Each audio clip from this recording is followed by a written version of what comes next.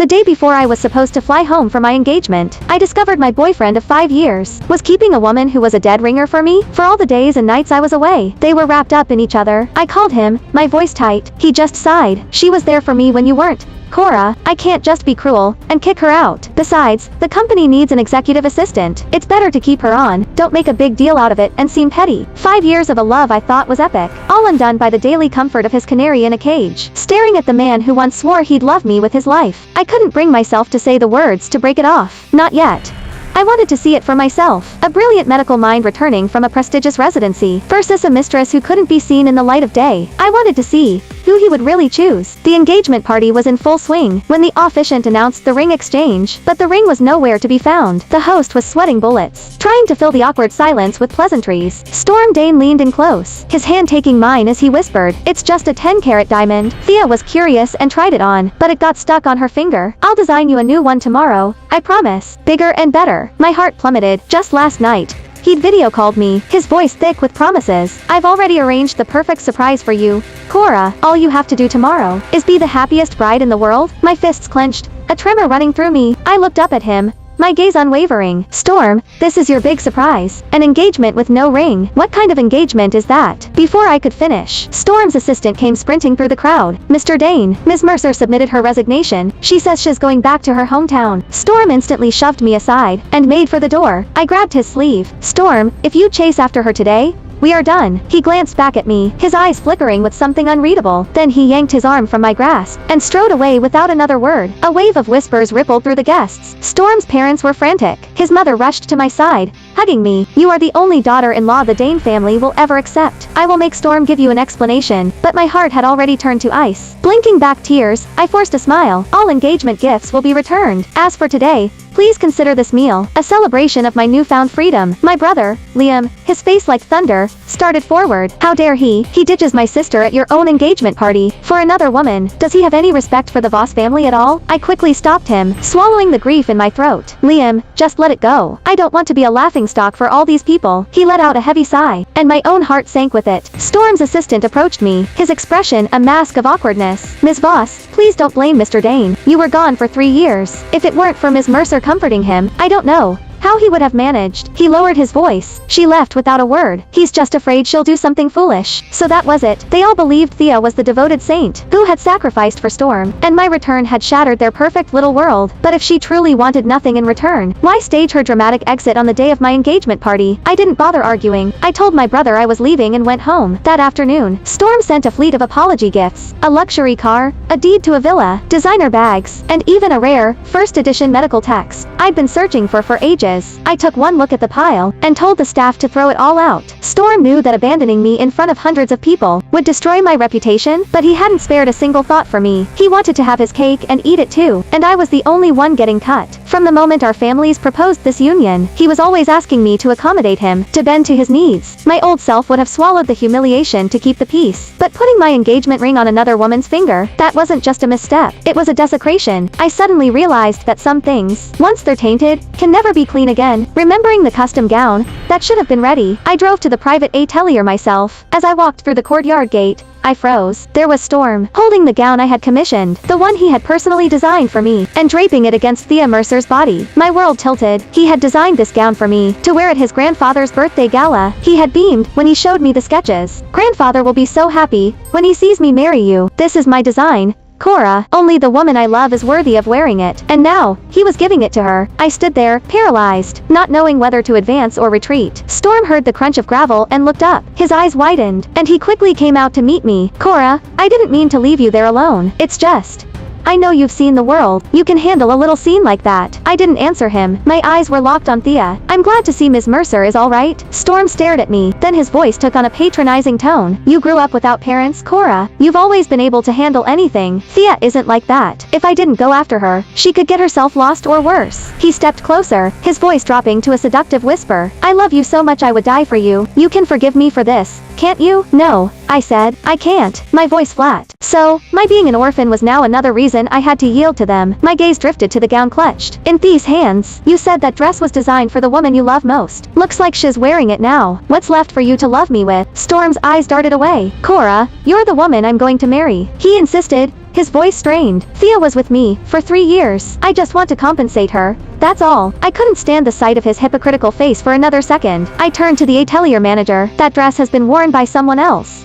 I don't want it. The deposit and the cancellation fee come to $80,000. Send the bill to the Voss family residence. With that, I turned and walked away. I had to dig my nails into my palms just to keep my steps steady. Ms. Voss, are you angry with me and Storm? A tearful voice called out from behind me. It's all my fault, Thea sobbed. I was afraid you'd hear ugly rumors when you came back, so I thought it was best if I just resigned and disappeared. I never imagined he would abandon his own engagement party to stop me at the airport. If you're angry, Ms. Voss, please just yell at me. Don't make things so difficult for him. Her words were so earnest that Storm immediately pulled her into a protective embrace. This was my decision.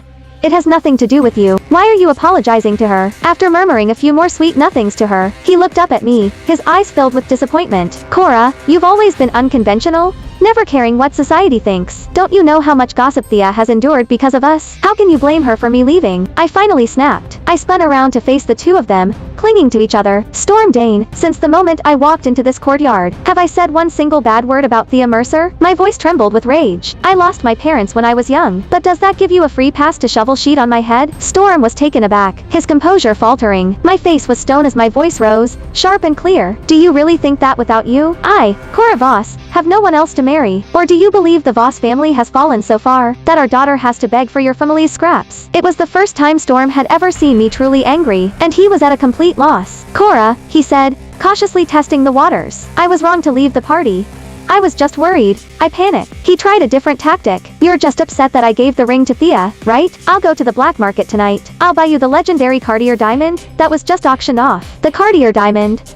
I laughed, a bitter, humorless sound. Storm, it's painfully clear you have no idea why I'm angry. He watched me in silence for a long moment, before finally speaking. I can't give Thea a title. All she wanted was a ring. Was that simple request too much for me to grant? He pleaded, you and I are going to spend the rest of our lives together. For the sake of our future, can't you just let this go? My gaze shifted from the gown on Thea's body, to the hand Storm used to shield her. A cold calm washed over me. Fine, I said softly, I'm letting go. From now on, I won't concern myself with you ever again. He didn't notice the deathly pallor of my face. He assumed that, like countless times before, all he had to do was act troubled, and I would fold. That's the Cora I love, he said, beaming, always so understanding. A bitter acid churned in my chest. I turned and walked away, my pace quickening with every step. I had just reached my front door when I saw them. Thea Mercer was directing movers, hauling her things into the villa right next to mine. When she saw me, the smirk on her face wasn't even subtle. Storm said my old place wasn't safe, so he gave me this villa. She ran a hand through her hair. You two aren't married yet, Ms. Voss. His premarital assets aren't your concern,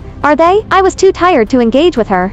I was about to go inside, when my eyes snagged on the crimson locket around her neck. Thea noticed my gaze. Triumphant, she swept her hair behind her ear, showing it off completely. I was having trouble sleeping a few days ago, so Storm gave this to me. Her voice was laced with poison. I heard this is the locket you were wearing during the car crash, that it's stained with your mother's blood. You know, they say an object from a dead person can ward off evil spirits. It must be true, because I've been sleeping so soundly. My hand flew, the crack of my palm against her cheek cutting her off mid-sentence. While she was still stunned, I lunged for the locket, but she was faster. With a vicious move, she ripped it from her neck and smashed it on the stone driveway. The locket shattered into a dozen pieces, and my heart broke right along with it. My hands trembled as I knelt to pick up the crimson shards, not even feeling the sharp edges slicing into my fingertips. Cora. Storm came running toward me, his face a mask of concern. He grabbed my bleeding hand, putting my finger in his mouth to stanch the flow, as he yelled for someone to call a doctor. Thea's eyes welled with tears, her voice a pathetic whimper. I know Ms. Voss will never forgive me now. Even if I sold myself, I could never afford to replace a locket like that. Storm's body went rigid.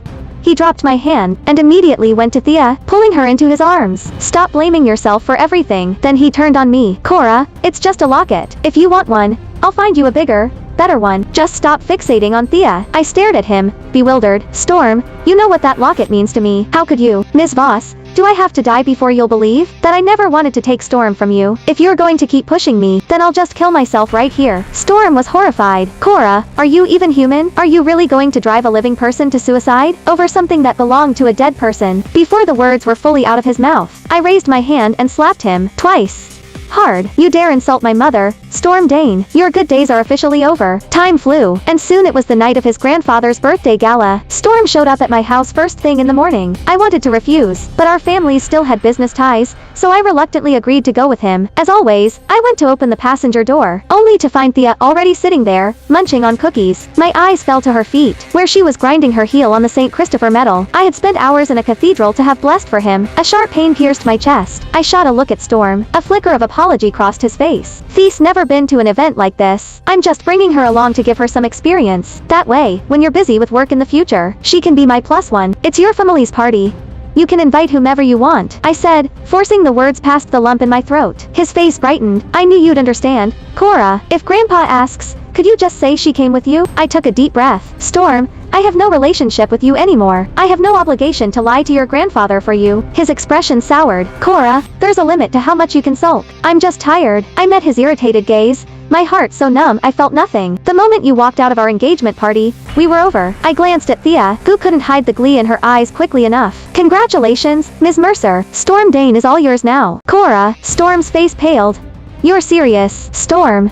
My voice suddenly rose, sharp and cutting. You betrayed me first. In the middle of our argument, a black Maybach purred to a stop beside me. Ms. Voss, get in. The voice was cool, carrying a weight that permitted no argument. I turned and slid into the car, without a second thought. Just broke up with him, and already accepted my proposal. Knox cross-teased, leaning closer. Don't tell me you've had a crush on me all this time, Cora. I shot him an exasperated look. He was the son of my mother's best friend, and had stubbornly followed me to the same university. The day I made things official with Storm, he switched his major. I'd heard he was now the designated heir to the Cross family fortune, and a thought sparked in my mind. I had initially planned to use him as a tool to make a clean break with Storm, but now an alliance with him might be a very good choice. The moment Knox and I walked into the gala, we became the center of attention. After the public disaster of my engagement, showing up with the city's most talked about heir was bound to cause a stir. Whispers erupted throughout the room, and of course, Thea couldn't resist making a scene. She approached me, and suddenly her wine glass slipped from her hand, shattering on the floor. As she crumpled down with it, Ms. Voss, she cried out, her voice sharp with fake pain. I know you've misunderstood things between me and Storm. I beg you, please let me go. I promise I will never appear in front of him again. Her shriek drew every eye in the room. The gossip intensified. They always said Thea was just Cora's stand-in, but her dress looks way more expensive. Wait, is that the engagement ring Storm was supposed to give Cora on Thea's finger? God, Cora flies all the way back for her engagement, just to have her ring given to the other woman. The comments reached old Mr. Dane's ears, and his face went ashen. Storm quickly pulled Thea over to him. Grandfather, she's just an assistant at my company. There's nothing going on between us. I swear. Storm, don't you forget the promise you made to me when you first joined the company, the old man warned, his eyes then shifting to me. I hurried to his side to support him. Grandpa Dane, please take care of yourself. Nothing else is important. My dear girl, he said, his voice heavy with sorrow. Your parents died in that crash because they were on their way to pick up your aunt and uncle for me. Our family is the reason you and your brother grew up as orphans. How can I stand by and watch Storm bully you now? His voice was mournful, but I could hear the helplessness beneath his words. Before I could respond, Thea burst into a torrent of sobs. I know I'm just a poor girl from a small town. I'm not worthy of a man like Storm, but I love him. Is it a crime to love someone? She grew hysterical. I told him I don't need a title. All I ever wanted was to stay at Dane Corp. Ms. Voss comes back, steals the man I love, and now she wants to destroy the career I worked so hard for too. A dead silence fell over the room. Mr. Dane's hand trembled as he pointed a shaky finger at Storm. You brought this piece of trash here to give me a heart attack. Storm's father rushed over and slapped him hard across the face. You need to think very carefully. Either you apologize to Cora right now, or you get out of this house with this homeworker. The slap only made Storm more defiant.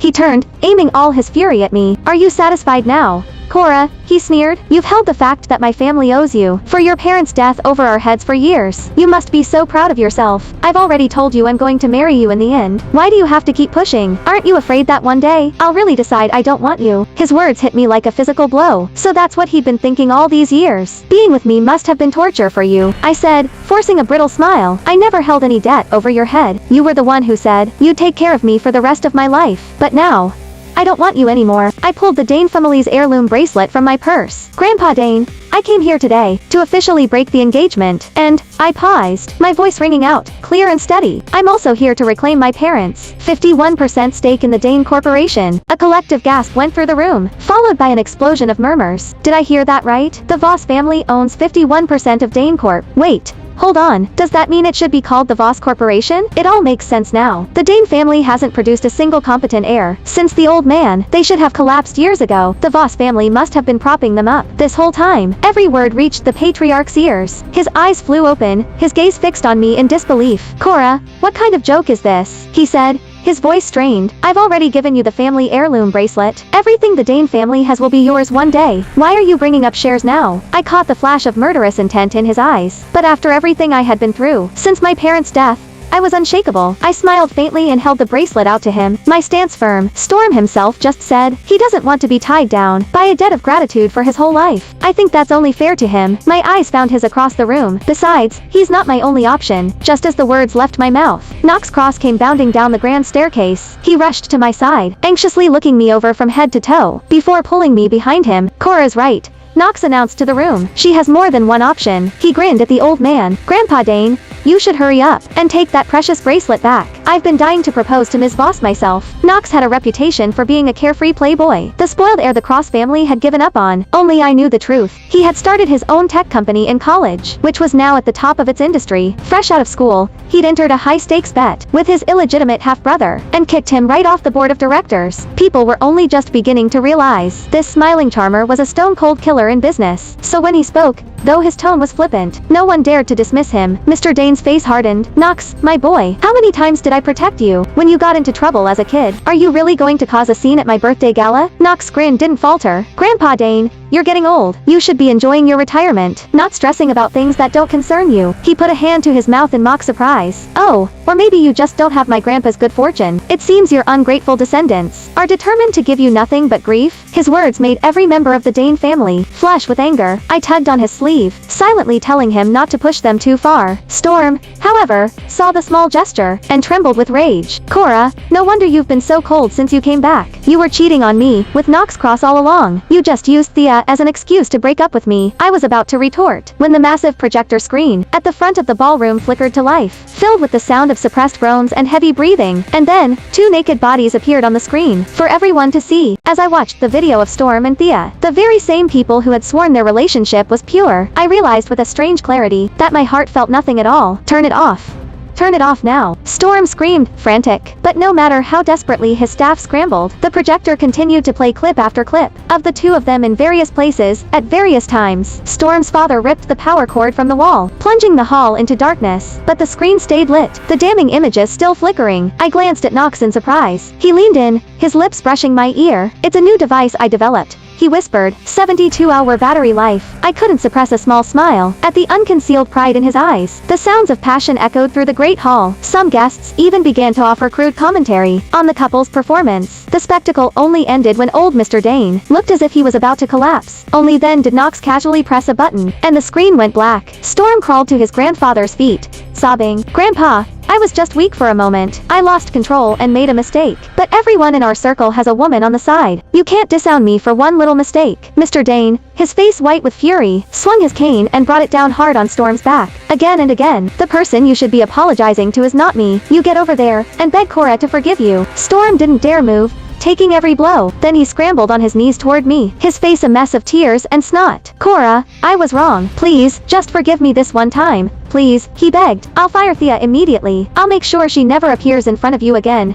Okay, I looked at him, and I finally understood. All these years, he had acted like he loved me so deeply, yet I'd never felt that intense connection. It was because it was all an act. I didn't answer him. Instead, my gaze shifted to the corner of the room, where Thea was glaring at me with pure hatred. Sensing my eyes on her, Thea lifted her chin, her own eyes bloodshot. You think you've won? You're only powerful because of your family's backing. I just snapped my fingers, and Storm Dane came crawling into my bed. She let out a wild, high-pitched laugh that devolved into choked sobs. Do you know what he says about you? He says he's never met a woman who plays so innocent. You won't even let him kiss you properly. What good are you to him? Storm was horrified by her sudden meltdown and ordered his security to drag her away. He lunged for me again, but Knox blocked him with a swift kick that sent him sprawling. Did I or did I not tell you that Cora is my woman now? Knox's face was dark. If you didn't hear me clearly, I'll say it again, she is my woman. You so much as touch her, and I will make the Dane family disappear. A stunned silence fell over the remaining guests, including Mr. Dane. The Dane family, while not on the same level as the Crosses or the Vosses, was still one of Northwood's oldest and most respected families. The patriarch's face settled into a grim mask. Knox Cross, I have tolerated your behavior tonight, out of respect for your grandfather, but you have repeatedly caused trouble at my birthday gala. The Dane family is not to be trifled with, he added pointedly. No matter how wealthy the Cross family is, surely they wouldn't start a war with us over one young man's whims. I gently pulled on Knox's arm. Don't be reckless. My brother just texted. His plane lands in 20 minutes. Liam was supposed to have come with me, but an urgent problem with an overseas project had forced him to fly out last night. He was rushing back without any rest. Knox patted my hand. 20 minutes is more than enough time to prepare a welcome home gift for my future brother-in-law. He turned back to face the old man. Grandpa Dane, I truly came here tonight with the sincerest wishes for your birthday, but your grandson, he's not a good person. With a flick of his thumb, the projector lit up again, this time displaying an investment contract. Storm's face went white. He surged forward, trying to snatch the remote from Knox's hand, but Knox was ready. He gestured, and several bodyguards materialized, restraining Storm. Knox smirked at the astonished faces in the crowd. This is an investment contract. Storm Dane here embezzled company funds to finance a new startup for his beloved Ms. Mercer. As he spoke, he scrolled through the pages of the contract, displaying them for all to see. Mr. Dane read through it, the veins on his forehead bulging. Storm, you prodigal fool, he roared. You invested this much money into a shell company. Are you trying to bankrupt us? Storm tried to stammer out an excuse, but Knox immediately brought up another contract on the screen. The sight of it made Storm collapse to the floor. What I'm afraid Grandpa Dane doesn't know, Knox continued, his voice dangerously smooth, is that the massive shipment required by this contract is due for delivery today. If it isn't delivered, not only will Dane Corp go bankrupt, but all of the Dane family's real estate, assets, and futures won't be enough to cover the breach. He paused. Mr. Dane, confused, urged him on. Then deliver the goods. Don't tell me the Dane family can't fulfill an order. Knox's smile vanished. He pointed a finger at the pathetic man on the floor. You'll have to ask your precious grandson about that. Storm's eyes were wide with terror. He fumbled for his phone, frantically trying to call his assistant, but the call wouldn't go through. Forgetting his pride, he crawled to Knox's feet. Knox, tell me what's going on. You wouldn't have a copy of this contract if you didn't know what happened. Tell me. Knox looked down at him, his expression unreadable. After a long moment, he said just a few words. Can you still reach your Ms. Mercer? As if on cue, Storm's trembling hands dialed this number. Just like with his assistant, all he got was a cold, automated voice. The number you have dialed is not available at this time. The phone slipped from his grasp, clattering loudly on the marble floor. The sound echoed the sinking feeling in everyone's hearts. The guests began to murmur, those with close ties to the Danes frantically making calls, while the family's rivals secretly celebrated their impending downfall. It didn't take long for Mr. Dane to grasp the situation. This time, he was truly begging. Knox, my boy, the old man said, struggling to maintain his composure. No wonder that old fox, your grandfather, was willing to hand over his entire empire to a young man like you. I admit defeat. Please, tell me what is happening. I watched Knox, desperate to know the truth myself. He gave me a reassuring smile, before turning back to the patriarch, his face a mask of sympathy. Your grandson has been played. Thea and his assistant were a couple all along. They conspired to steal your family's fortune. Blank blank. They used a shell company to siphon the money out. The massive order that followed was a complete sham. They never produced anything. They just bought a few samples to show Storm. But he was so blinded by what was happening in his bedroom that he approved the payments without a second glance. Knox delivered the final blow. As of right now, the Dane family is finished. As he finished speaking, Mr. Dane's eyes rolled back, and he collapsed. Chaos erupted. Once the old man was revived, he apologized to the remaining guests. We have some family matters to attend to. Please, everyone, head home. I will be sure to send a formal apology gift to each of you in the coming days. Though reluctant to leave the drama, the guests began to file out. I turned to leave as well, but Mr. Dane's voice stopped me. Cora, my girl, and young Knox, please, stay and keep an old man company. We exchanged a look and stayed behind. Once the hall was empty, Mr. Dane's voice cracked like a whip. Storm, Neil, Storm, already trembling, buckled and fell to his knees. Grandpa, save me, don't beg me. You should be begging Cora and Knox. Storm's jaw clenched with resentment, but he knew this was no time for pride. He crawled over and knelt before me, his eyes filled with what looked like genuine remorse. Knox let out a soft chuckle. Saving the Dane family, well, it wouldn't be that difficult. The old man's eyes lit up. What do you mean? Although Storm signed the contracts, you can still have them voided on the grounds of fraud, Knox explained.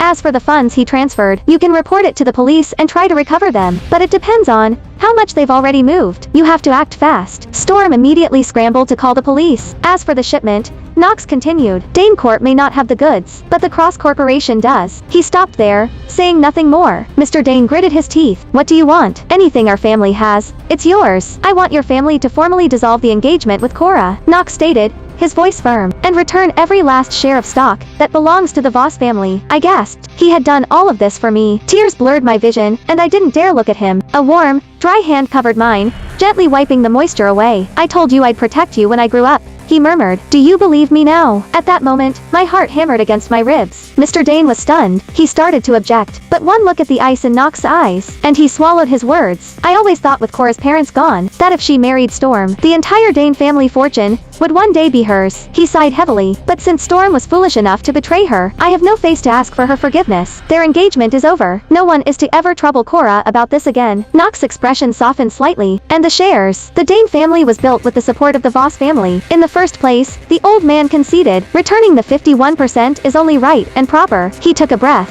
Furthermore, Cora and her brother were orphaned because of me. I will transfer an additional 10% of our shares to them as compensation. Storm's father paled. Dad, you can't. If we give them all that, what will be left for us? The hint of a smile on Knox's face vanished. Mr. Dane slammed his cane on the floor. Silence. When our family was on the verge of ruin, everyone abandoned us. If it wasn't for Cora's father stepping in, would there even be a Dane family today? He turned to me, his voice filled with emotion, as he took my hand. My dear girl, I truly want to make amends. Let me know when you're free, and we will go and process the transfer of shares. I gently pulled my hand back. Fine, I said, my voice neutral. A wave of relief washed over Mr. Dane's face. I glanced at Knox, who gave me a triumphant little raise of his eyebrows, his eyes sparkling. The Dane family lawyer quickly drafted the contracts. My own lawyer, whom I had called, arrived soon after. After reviewing the documents, he gave me a subtle nod, just as we signed the share transfer agreement. My brother Liam arrived, looking travel-worn and anxious. Cora, did something happen? Are you okay? He asked, rushing to my side and seeing my red-rimmed eyes. I held up the signed contract,